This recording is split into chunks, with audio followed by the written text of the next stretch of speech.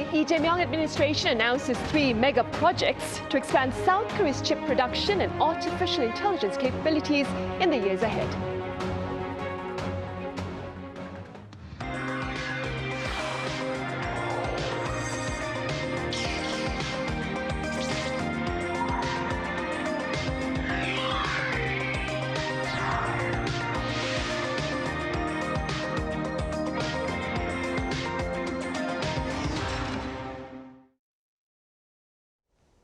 Welcome to Press Perspective for this Friday, July 3rd, here in Seoul. I'm Min Sun-hee. Earlier this week, South Korea unveiled a new industrial strategy under a public-private framework to strengthen South Korea's standing in chips, AI data centers, and robotics. For more on this, I have Fabian Kretschmer with German news agency here in the studio. Fabian, welcome back. Thank you. I also have writer Colin Marshall with us. Colin, it's great to have you here. Glad to be here, Sunny. Fabian, let's begin with details of the 3 mega projects announced by President Lee Jae Myung earlier this week, I believe back on Monday. Yeah, Lee Jae Myung announced what I would call one of the biggest and certainly most ambitious industrial policy projects of South Korea. At least if you take the last decades, I would say this is the biggest project. In terms of numbers, I'm careful to quote a specific number because there are so many related investments, but Bloomberg, for example, called this at least $880 billion. So a lot of money that goes into 3 pillars. That's semiconductor production, chip production, then also data centers, which are important for the AI industry, and then physical AI or robotics. So what Lee Jae Myung tries to achieve is to establish South Korea as a major AI player next to China and the US, basically have a third AI powerhouse. And at the core of the 3 mega projects is a semiconductor ecosystem established mainly by the 2 champions, SK Hynix and Samsung Electronics in the Honam region, so basically in the southwest. That's a region that is known to be, compared to especially the capital region, relatively not so well economically developed. So that's quite interesting. And what I found interesting, and I want to mention that, if you look at the presentation on Monday, the press conference, there were dozens and dozens of company representatives, experts, government officials. Unfortunately, very few women. I think that was really kind of noteworthy because, yeah, South Korea is such a modern economy, and I found this a little bit disappointing that this was really a man's world. Right. Well, room for improvement there on that front then. Colin, what has been the public response to this mega project? Well, the public response depends quite a bit on what you think about the president. Your opinion of Lee Jae Myung, that old divide comes out. So does the geographical divide, which is, or regional divide, shall we say, which is stronger than many outsiders initially realize in South Korea. But yes, the project is, the idea announced by Lee Jae Myung is that it'll invest in the Jeolla provinces in the southwest, which are seen traditionally as the political rivals of the southeast Gyeongsang provinces. So this is the great divide for many presidents and many politicians and political parties that come and go. Often they're based on this east-west rift. And so developing the Jeolla provinces, which have been seen as undeveloped relative to other provinces, that they've received fewer political favors. You can see what the motivation might be, especially given that Lee Jae Myung's side of the political spectrum is the one associated with the Jeolla provinces. But of course, he's tried his best to travel around the country, get everywhere, and assure every province that they stand to benefit as well. So it's not just about Jeolla, at least from the way he's been talking. But for him, for Lee Jae Myung, the honeymoon period is pretty much over. At least that's what commentators say. You know, the initial wave of, if not euphoria, then approval of the president.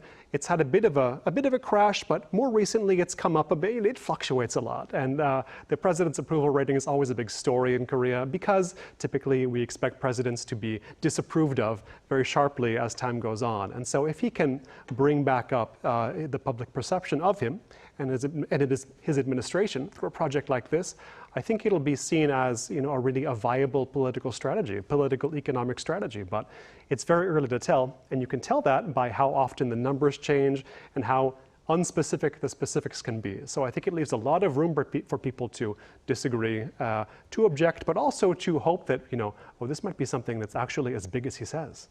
And for now then, Fabian, what has been the foreign media coverage of South Korea's mega projects?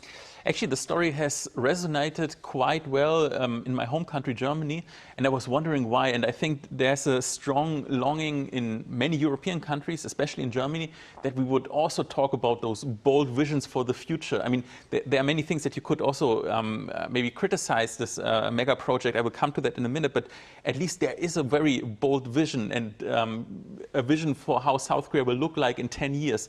In Europe, you get the feeling that you're a little bit stuck in the past. So I think that's why there was a lot of interest in this story. Actually, this is a really risky bet also. I mean, it's a bold bet. It could very well unfold in a positive way for South Korea. But I mean, the dependency on AI will strengthen further. So it doesn't come without risk. I think that was also noted by a lot of foreign media commentators. So what will happen if the AI bubble should burst? Then I think this will not go well, but I mean, that's just speculation here.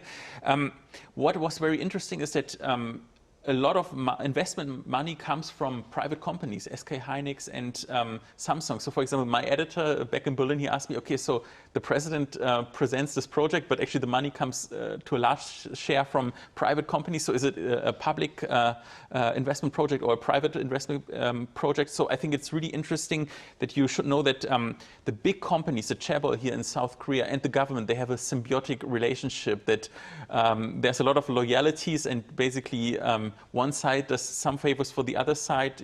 There will be, I'm sure, some deregulation by the government, some fast legal approval for some new laws. And on the other hand, the chaebol, Samsung and SK Hynix, they are at the president's side when it comes to joining forces for those visions. So I think that is really an interesting story. And my take is that Lee Jae Myung also wants to have some legacy project. He wants to leave a mark in history in South Korea. That's why he wants to announce this very bold vision for the future. Right, the 3 mega projects, which for now is a public-private initiative here in South Korea. Colin, there are quite a number of people, though, who are concerned that AI-related advances look to ultimately deepen the divide between the haves and have-nots. What have you been hearing with regard to this? Yes, there are several relevant divides in play here. One of them I mentioned a few minutes ago, the geographical divide, the regional divide, not just east-west, but also Seoul and everywhere else, which is really the big divide in Korea when you come down to it. And the Jeolla provinces are far from Seoul, where this is, in theory, going to be all installed. But other existing facilities are outside of Seoul as well. It's just they've not been quite that far. One interesting story, sort of, I don't know about interesting, but kind of entertaining story recently, has been about the plants that Samsung and SK Hynix have in, for example, Incheon. And you can look at the sales data of luxury boutiques and big Myeongpum, we would say in Korean, brand chains, where they sell the expensive stuff, foreign imported goods, cars, watches, whatever. They're doing quite well lately because the employees of these chip fabrication units they're getting paid, or they're anticipating getting very big paydays, including, for example, we've read about bonuses, just bonuses 10 times as large as the average salary. That's on top of their existing salary, which is pretty good at these companies. And so you can imagine what kind of spending effects that has psychologically already, even before they come through, even before the sort of profit targets have been hit to get these bonuses. So this is part of the anxiety. If we're having this huge national boom in AI chip technology, but what if it only goes to those immediately involved in it? Is it going to get past Seoul? Is it going to get past the luxury boutiques? Sure, there'll be facilities in Jeolla, but how far will the wealth be shared? And this is a concern Lee Jae Myung is, in a way, obligated to address, partially because of his the political sensibility of his party, but also because of what he's said about universal basic income. He's talked a lot about citizen dividends, for example, he's called them, where the idea being South Korea collectively, along with the state and large companies, they've all worked together to create the wealth of this country. So now maybe this will be a way to share it a little more equally, if this can be introduced, if it can be successfully executed. But I don't know if those on the other end of the political spectrum who see how to put it, their eyes are always out for overtones of communism, they'll jump on that as well. So I think this is a political thicket to get into, but also it kind of goes along with his existing narrative. So let's wait and see. The employees are going to be paid well of Samsung and SK Hynix, but what the public reaction will be when all is said and done and how big the payday will actually be remains to be seen. Fabian, based on the coverage by the international media, what look to be some of the perhaps challenges to this ambitious initiative here in the country? Yeah, actually, there are some challenges. I mean, even though you're very confident in the South Korean economy, and South Korea has proven that it can adapt very well, can reinvent itself, but one question remains, how are you going to supply the power, the electricity for those data centers, chip factory sites? I mean, it is estimated that just for the electricity, you need 18 gigawatts at least, and that is in terms of a dimension by far more than double of that what every private household in Seoul consumes in terms of electricity. Those are huge quantities, and so for that you need a lot of industrial water supply. I mean, yeah, you have definitely a lot of water in the southwest region, but there might be droughts. There might be also other problems in terms of infrastructure when you build all those factories and supply them with electricity. What impact will this have for the environment? What impact will this have also for the CO2 statistics? I mean, South Korea aims to achieve carbon neutrality by 2050. So I think with a energy-hungry sector like AI, like data centers, they need a lot of electricity, as I said, so this will be a big challenge. Another challenge that I could imagine could be that if the president changes and there is another president, I mean, this could create some friction because, especially between the political factions, some tend to destroy the legacy projects of the previous president. I mean, at least it could happen. Also, you have SK Hynix and Samsung Electronics on board. Those are fierce competitors, so I hope they will get along in fulfilling their promises. Some questions remain, but in the end, I would say South Korea has proven that it can pull it off. Right. Colin, we've touched upon this next question that I'm going to ask you before, but according to a recent article by the New York Times, it touched upon the impact of the chip industry on the academic arena. Speaking as a person who lives here in Seoul, could you tell us a bit about this? Yeah, well, it'll be a while before I have to think about it because this is about high schools and my kids they're not quite one. So we'll see what the situation is like when they get there in sort of 2040. But yes, there are now semiconductor or AI chip oriented high schools. So if you want a career in that field, that's the high school you want to go to. One of them was profiled in the Times in Chungcheongbuk-do, North Chungcheong province, but it's become a very popular high school in part because of the very high job placement rate. And as I say, the paydays we hear about for people employed, whether it be in Samsung Electronics or SK Hynix in their chip plants doing one job or another, and the profit sharing that comes with that.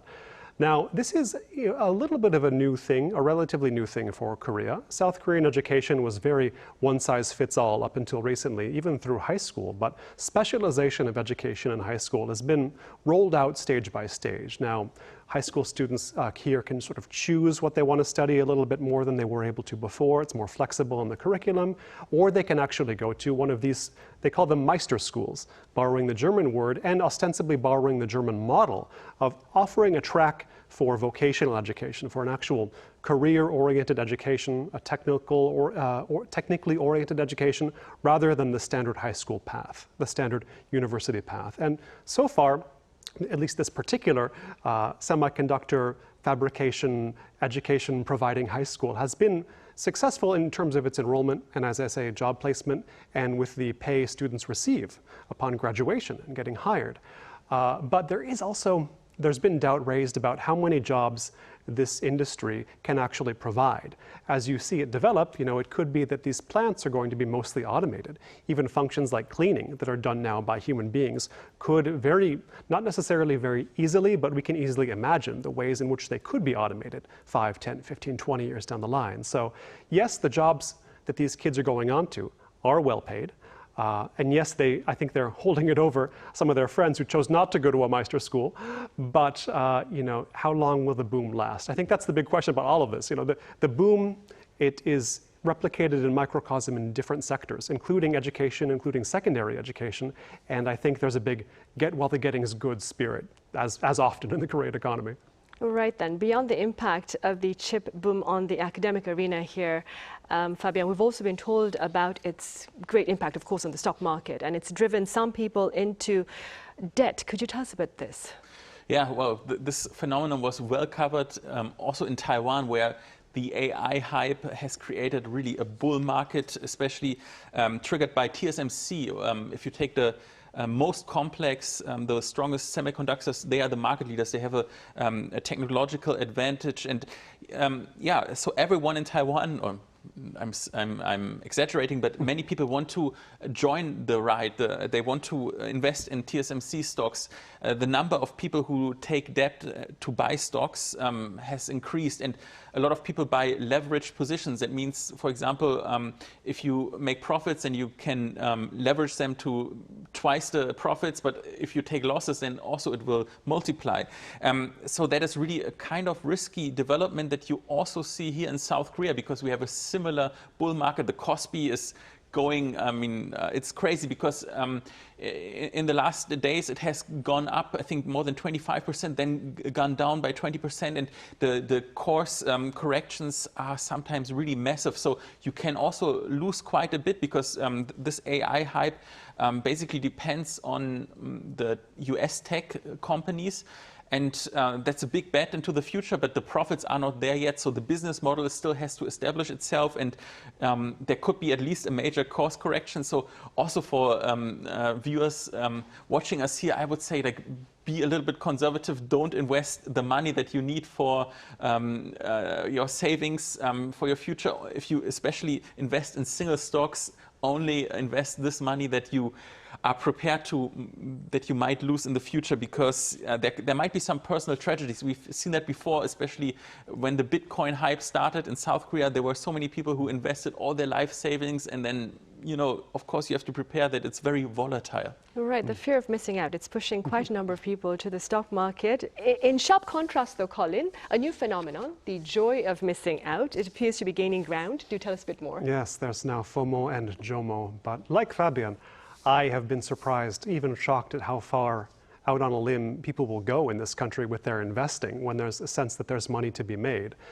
Although maybe I'm not that surprised when I think about it in the longer economic context here, but stock trading has become very popular. Stock investing and trading has become a very popular pastime here in Korea in the past 5, 6, 7 years. And there are now apps where people can do trading not just on the Korean markets, but US stock trading as well. And certainly this has produced many addicts who all day long, you can see it on the Seoul subway, they're checking the numbers over and over again. And I think even they know this is unhealthy to keep an eye so closely on it, constantly be sort of fidgeting with buying and selling and sweating over it. It reminds me of nothing so much as the day trading boom in the US in the late 90s and early 2000s. And this was a big contributor to the tech bubble and tech bust of that time, where you had these people quitting their jobs, staying home with their sort of great big 1990s computers and trading all day long, buying and selling stocks within the same day. Hence, day trading and getting what gains they can, often getting wiped out. It was not a good choice for most of those who did it, but it's happening again in the US as well. We're in another day trading boom, as I understand it. And whenever you get a big tech sector inflating, you're going to see this. And now, yes, the FOMO is a general term. I believe it originates in New York. You wanted to stay out all night because you were afraid you would be missing out on something, a good party or a social connection or what have you going on.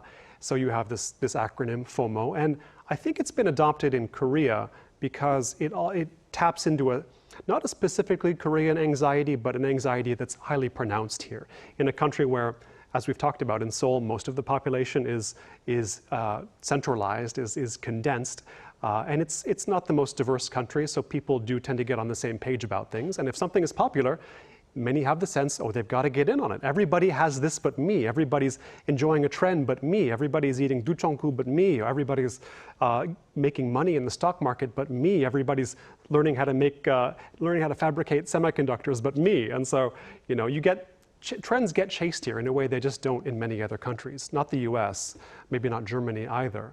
And so this is natural that as FOMO was adopted into Korean English, or just Korean, JOMO, the so-called joy of missing out, was also adopted. In a sense, to stress that you don't need to compare yourself to others so much. You don't have to spend all your time looking at your metrics. You can do things for yourself in a way that pursues your own interests without reference to the wider society around you and keeping up with that society. Now, how much traction that can get here is a good question. You know, you hear a lot about people still being afraid they'll fall behind if they don't buy this certain thing or do this certain thing or enroll their kids in this school. So you can understand the appeal, but also the difficulty that such a mindset faces. You know, as a foreigner here, I've never really felt the FOMO of Korean society. I've never felt like I was missing out. You know, if I'm not doing something other people are doing, I feel like if I wanted to, if I was interested, I would have done it. But that's not really the way that popular culture here thinks, at least. So I think JOMO, which has been being reported on for a few years now, might be here to stay as an idea. Whether it's going to be a common practice or not, that I'm less certain about. Right. Well, with regard to South Korea's 3 mega projects, I'm sure JOMO will not be an option. No. The president has made it very clear that the Jeollado provinces and the Chungcheongdo provinces, as well as today the Gyeongsangdo provinces, will all be playing a role in it. All right, I'm afraid that's all the time we have. Colin, thank you so much for your time and your thoughts. Thank you. Fabian, thank you very much for your insights. Thank you. Right, that ends this week's editions of Press Perspective. Have a great weekend. See you same time on Monday.